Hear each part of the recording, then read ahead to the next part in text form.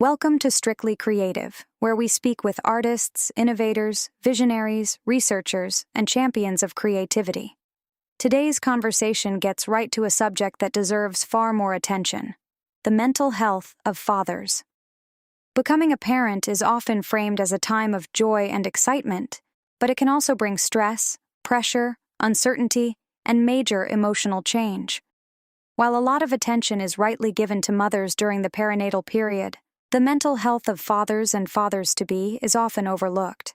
That matters, because a father's emotional well-being can shape how he copes, how he connects with his child, and how he supports his family.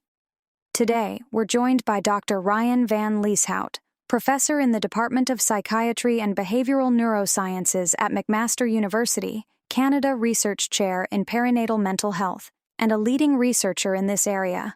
We'll be talking about paternal perinatal depression, why it is not discussed enough, and a new pilot study exploring group cognitive behavioral therapy for fathers and fathers-to-be experiencing depression. So, Professor, my first question for you is, what made you want to study paternal perinatal depression, and why does this matter? We've known for a long time from research studies that depression is twice as likely to occur in the perinatal period for men than at any other times in their lives. So we know it's a period of unique risk, and we've always known that it's affected probably up to 10% of dads. But despite the fact that it affects this many people, as few as 1% of fathers with perinatal depression get treatment for it. And so that's from the research perspective. My job as a perinatal psychiatrist, largely for mothers and birthing parents, has led me to come into contact with a lot of their partners, a lot of fathers over the last 15 years. And what we've seen is that there really aren't any tailored treatments for dads struggling with depression in that time in life. Working with birthing parents and mothers, and then meeting some of the dads, they really want to have effective, engaging, efficient talking therapies, but they just aren't available. And so, what then happened is over time, meeting with dads, talking with them, and then I had a really fortunate interaction with some public health nurses in Ottawa, actually. And one in particular, named Dave, was keen to see if we could develop an intervention. And so, that's why we wanted to do that. We really wanted to make treatments accessible to dads. We wanted to develop them and test them, and if they're effective, then disseminate them and get the dads the help that they need. Now, is perinatal depression, like we usually hear it predominantly, like I guess in the media, etc., that usually it's the mom or the woman who's dealing with postpartum depression, etc. When I first saw the ad on social media, and I jumped when I saw it, because I was really curious to find out more about it, because I know myself as a father, I've spoken to other fathers, and there's a lot of conversation nowadays, in regards to mental health, and people are open to have these conversations. And when it comes to, first-time dads, parenting, those responsibilities, those pressures, this, that, and the other, it kind of compounds. And nowadays we can openly talk about various mental health challenges and issues that people are confronted by in their daily lives. My question is, when does a person know they may be suffering from depression? Particularly, when would a father know in this period of their lives that they're probably suffering from some undiagnosed form of depression or what have you? Yes. So, paternal perinatal depression refers to depression where the onset is either during a partner's pregnancy or in up to 12 to 18 months after the baby's born. And so you're absolutely right that about 1 in 5 mothers will develop these problems. So it's more common. But your other comments about that dads are more open to having these conversations and seek help than ever before is spot on. Not just, your experience, but also, the experience that we've had with partners of moms and other dads that we come into contact with. And so it's a real credit to this generation that they're having these conversations and seeking treatment, because these dads really want to be, the best parents they can be. So, so how do we know if someone's is having problems? Well, we can look for typical markers of depression, like kind of low mood, a good part of the day, taking less pleasure or enjoyment in things that they used to like, lower energy, and problems with appetite and sleep. But beyond those classic markers of depression, sometimes paternal perinatal depression manifests as increased levels of irritability throughout the day, more anger and anxiety and worry, feelings of powerlessness, and even a lack of interest in their offspring, even when, they want to be interested. Some dads will withdraw socially more when they're feeling depressed, and others can start to neglect their appearance, the way that they take care of themselves, and sometimes dads will even start to use more recreational substances to try to cope with those symptoms. Wow. From interacting with fathers and families and so on, do you think it's talked? Do people talk enough about this issue? Is it out in the open? Well, I think even though we've both alluded to the fact that people are talking about it, more than they used to, it's still something that's shrouded in a lot of stigma, and a lot of dads can feel shame that they don't, they shouldn't, but they shouldn't feel ashamed. There's nothing to be ashamed of, but they'll feel shame. This is mixed up in sort of things like traditional, masculine ideals, and dad's just general reticence to talk about these things in certain circles.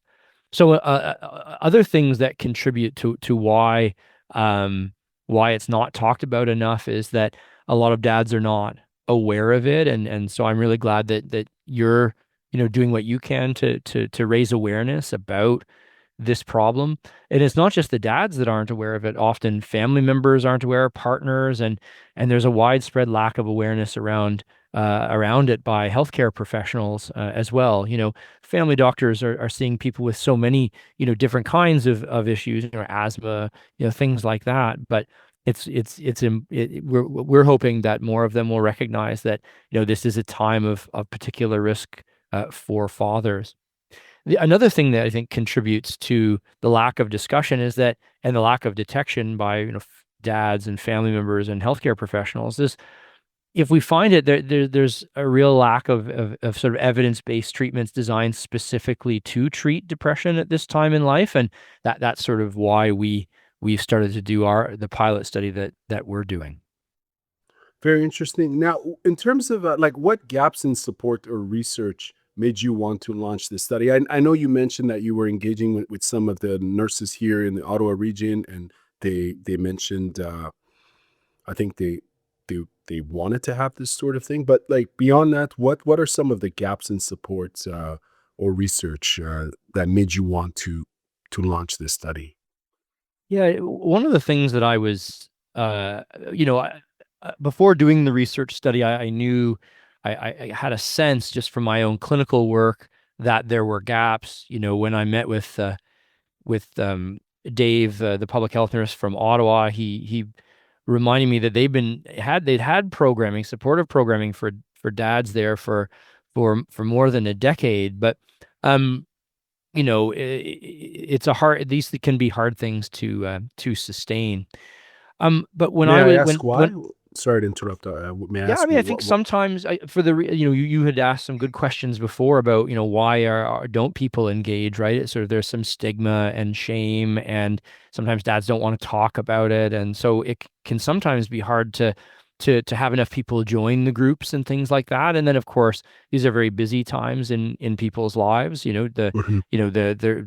A lot of dads are still working outside of the home, starting a family, making those adjustments and transitions and in their roles. And so there can be a lot of reasons why that happens. And we spoke to a lot of dads when we were developing our intervention and the study to try to deliver it in ways that overcame some of those things. Okay. In terms of the study itself, can you tell us in a simple way what participants would actually do? Of course. So, one of the things that we were shocked by when we looked at the research and when we were thinking about developing this study is that there have only been two trials, two big studies of interventions for dads with perinatal depression. One was an app that was developed by Australian researchers and was published in 2025, and they found that uptake and compliance with the app was very low, and it didn't help with symptoms. A second study that was done in Pakistan over the last couple of years and published just last year used an intensive sort of one-on-one individual sort of play and talk therapy intervention. And while it was effective, it hasn't been tested here. And so when we developed our study, what we wanted to do was develop a group intervention so that we could find efficiencies with time and cost, but also to use the group to leverage the really wonderful things that happen in therapy that involves multiple people. Things like the normalization of symptoms, support, role modeling that the dads do for each other, and so on. And so, our study involves it's a 9-week group cognitive behavioral therapy intervention. It happens on Thursday nights from 6 to 8 because dads had told us that that's when they were most likely to be available, like in the evenings. So in the study, people complete a series of questionnaires about their moods, about their other emotions, the stresses in their lives, and then if they have a baby, they tell us answer some questions about the baby, and their current sort of social situation, and then they complete those questionnaires before the group starts, right after the group starts, and then 6 months after the start of the study. So 3 sets of questionnaires they complete. The questionnaires take about 20 minutes to do each time, and we give them a gift card each time in compensation for their time. So that's the study. It's a randomized control trial. So half of people who meet the eligibility criteria get randomized to the treatment group, and the other group just gets treatment as usual from their doctors and other supports. So we don't restrict people from getting other treatments, but only half of the people get the intervention that we've developed. Why did you choose group CBT for this, and what do you hope fathers get out of it? And I think you've kind of answered that a bit, but tell us about that. And for those who may not be familiar with CBT, if you could give us kind of an overview. Yeah, perfect. So we chose cognitive behavioral therapy is a type of talking therapy that's been around in one form or another for about 70 years. And it's based on, the CBT, cognitive behavioral therapy for depression, is based on the observation that people who are feeling depressed have more negative thoughts about themselves.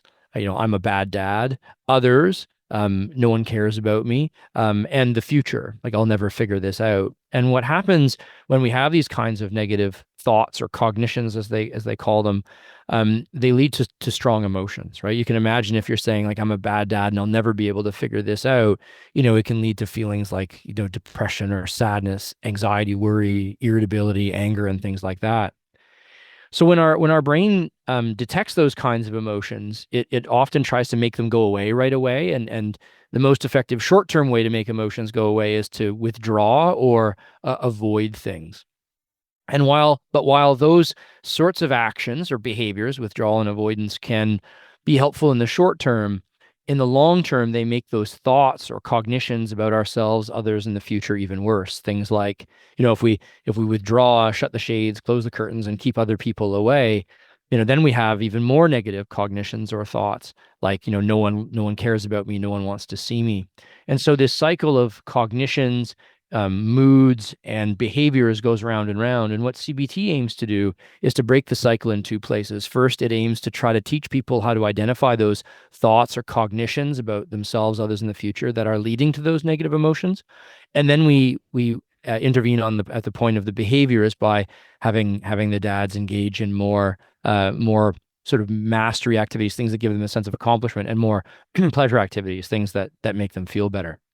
So we chose a CBT based framework for our intervention, which we call Finding Strength in Fatherhood, because it's one of the best established treatments for depression, including perinatal depression in moms. Because dads with depression are open to using a range of different strategies that are like skills based, which CBT really is. And we also chose it because CBT is really amenable to something we call task sharing. That is, I'm a psychiatrist, so I'm a physician who's done specialty training in psychiatry, but CBT can be delivered by people who cost a lot less than me, nurses, social workers, registered psychotherapists, and others. And so we picked a CBT framework because if we show that the dads like the group and that it's effective, then it can be spread and scaled more broadly because it doesn't rely on sort of real expert, like psychiatrist expert level or psychologist expert level delivery. So, we also know that dads in the perinatal period have a lot of unhelpful cognitions and beliefs, and because CBT, can be tailored to focus on experiences that are unique to each dad, we thought that it was ideal. And then because we have these more active, practical behavioral strategies in CBT, the B in CBT, things like getting them doing more of these mastery and pleasure activities and seeking supports and working on their communication and things like that, we thought that this was a great fit for this group. I see. In terms of depression amongst these dads, are these first-time dads, or are they dads that have like more than one child on average? Yeah, I mean, I can't say enough nice things about the dads in the groups that we've run in the pilot study so far. They come from a lot of different backgrounds. Some of them are not yet, their partners haven't had the baby yet. For some, it's their first time dads, and others already have 2 or 3 children. So it's a real mix of individuals. They're really, really varied, but they all have in common that they're, really decent guys who are interested in becoming the best parents they can be and sort of just and getting better. So yeah, it's a really wide range of people. In the study or in the questionnaire, I guess, do you ask questions in regards to their their own relationship with their parents? Were they raised by a single parent? Do you look into that sort of? We do ask them questions about their backgrounds and their lives, and we do talk a lot about those kinds of things in the sessions. One of the sessions focuses on the transition to fatherhood and what that's been like, and in another, we do an exercise where they're forging a new identity as a father, and we talk a fair bit about the parenting they received, and if they want to talk about it. Not everyone has to. Some people choose to and some don't, but we do touch on those issues because they can be important to forging one's own identity as a dad. What's some of the feedback you've gotten from the participants? So because it's a study, I'm not able to look at the data and the interviews that have been conducted so far, but in terms of what people are saying in session, they seem pleased that they have a forum in which they can talk about things that are important to them, that they can get support from other dads, and that they can learn more even more strategies than they might already have to just make their lives feel better and improve their moods and reduce anxiety. So it's been quite positive, and they're it's great fun to run the sessions. They're funny, they can be serious, but they're all interesting, and they're all really, really committed to their babies, their partners, their families, and the other people around them. They're amazing group of gentlemen. Really interesting. I'm probably going to try to see if I can do a follow-up interview with some of the participants, at least here in Ottawa, if that's even feasible, or if there's an interest. I'd be curious to to look into that. But are you a dad yourself, if I can ask? Yes, yeah. We have a 9-year-old daughter, and she's 9 now. She's adopted. She's absolutely delightful, and we're very lucky to have her. Yeah. As a parent, how has, you're professional in this field. Obviously, you're the Canada Research Chair in perinatal mental health. How has, when you put on your academic hat on and you think about parenting, and when you take it off and you're in the parenting mode, how, I guess what I'm asking is, on a personal level, how has your experience, doing this research, how has it changed your perspective of parenting, or has it? Did you think about that sort of stuff? Yeah, I think there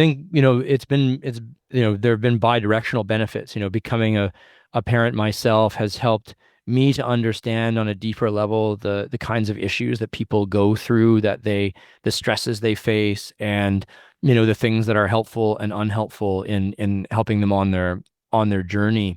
I think these dads are so great because they're so open and willing to talk about things that they're going through, because they really are focused on the objective of being the best parent that they can be. And so, I think sometimes after we run the group, I'll go upstairs and talk about just sort of generally speak about how great it was and how inspiring the dads are. I'm a little further along my parenting journey, but just how excited they are to do the best that they can. And, it sort of makes me think, I think about how hard they're working in the face of the stresses they're facing. And it inspires me to try to do the best or an even better job as a dad when I finish the sessions. Right on. What are you hoping to learn from this pilot study before doing something bigger, like in terms of the expected outcome down the road? I know this is a pilot study, but what is the overall objective, big picture? So what we want to do, if we can, is run what we would call a full scale randomized control trial. So a full scale, like a larger study. So one of the reasons that we do pilot studies is if there are aspects of the research or the intervention that we're not sure about. So because there are no perinatal specific depression interventions for fathers, one of the main objectives of the study is to run the group with the dads and get their feedback on the content and delivery and format, to see if there's anything that we need to change or that we should change before thinking about a bigger study. The second reason that we did it is that um, there isn't a lot of research on how to recruit dads into studies of perinatal depression, and how to keep them in studies, how to keep them, completing the questionnaires so we can collect the data that we need to make conclusions. So we wanted to do this study to take a look at our processes, recruitment and retention and things like that, and try to fine tune that before we went on to a bigger study that would cost more money. Um, and the third thing we wanted to see is if there is a clinical effect, like, is it helping them? Is it not? And then using that to help determine how big a study we would need to do at the full scale study level. So some technical things that relate to that. The most important of which is, what do the dads think about the intervention and delivery of it, so that we can refine it if need be to proceed to a bigger study. So pilot studies, we do them to try to, we can make a small investment in a pilot study to do it, so that, if we get to a full scale study, it has a higher chance, a higher likelihood of succeeding. And since the grant money for these studies, by and large in Canada, is from the federal government and the taxpayers, we owe it to them to be careful stewards of their money and to do this sort of careful preparatory work before we proceed to full scale studies. It's interesting because in terms of like promotion and targeting, I believe, like, you guys, obviously your team ran an ad on Instagram, and it was effective because I saw it, but I saw it more than once over different periods of time. And I think I saw two different campaigns. I think I saw one maybe last year, and that's when Hmm. I got, and then I saw it again. Hmm. And I think leveraging advertise or digital campaigns is certainly a way, especially for that younger demo. If you're looking at 20 to 30 to Yeah. 40, etc. I think it's Well, certainly an interesting one. And also, it's interesting, these sorts of how you go about trying to recruit and get engagement from a just generally, as you described it, somewhat of a, it's a private matter, right? It's a Hmm. personal, and it's a big thing because it's parenting, it's fatherhood. But I think there's a lot of opportunity there on the digital side. But I have a bias for that because Right, of that's, course. Well, that's where I am. I'm thrilled to hear that you saw our ads, and that's fantastic. We've had a lot of experience, doing this sort of recruitment with mothers and birthing parents. We just weren't sure how it would transfer to dads. And we're also really lucky to have really great partners at Ottawa Public Health who have been so instrumental to getting people, into the groups. We think that about half of the people that are getting into the study are actually from the Ottawa area, highlighting, just that it's great that we have these great partners at Ottawa Public Health to complement some of the stuff we're doing digitally. But thanks for noticing. Yeah. Yeah, for sure. And like I said, I may want to do a follow-up interview with participants if there's a possibility for that. But otherwise, Professor, thank you very much for your time. I really enjoyed this, and I think, as I mentioned, this is something that I may be coming back around to in another way, down the road. And if there's any way I can assist in, you know, uh, promoting, etc., I'll definitely do my part. So thank you very much for your time. Is there anything else you wanted to share? No, I just wanted to thank you, and it's been a real pleasure. And this is an important cause. These young dads out there are amazing guys. We didn't know how the uptake was going to be, but they've been fantastic, and the response has been robust, and it's been a real honor to get to know and work with these inspiring fellows. You guys are doing incredibly important work. So thank you very much for all your efforts, to you and your team. And have a wonderful day. Thank you. You too. Thanks. That was Dr. Ryan van Lieshout speaking with us about paternal perinatal depression. This is a topic that touches family life, caregiving, emotional resilience, and the transition into parenthood in a very real way. And as this conversation makes clear, seeking support is not weakness. It is part of building a healthier foundation for fathers, children, and families. To find out more, please see the links in the episode description. You've been listening to Strictly Creative, hosted by Garmamie. Find Strictly Creative wherever you get your podcasts.